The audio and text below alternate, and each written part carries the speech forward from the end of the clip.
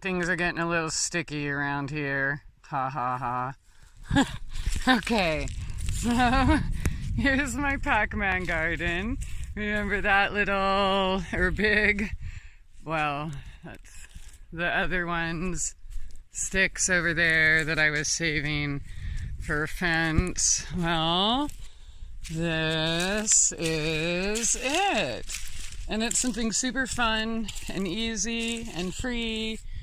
No tools, no anything that you can do. I've been trying to figure ways to keep my kitties out, and yeah, I guess I'll get the inside of the Pac-Man mouth later. I didn't want to make it too tall so things don't get shaded too much, but I think ultimately some of the shade will help.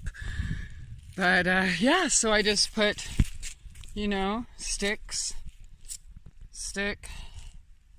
up. I just shoved them in the dirt and then just weaved everything else around them.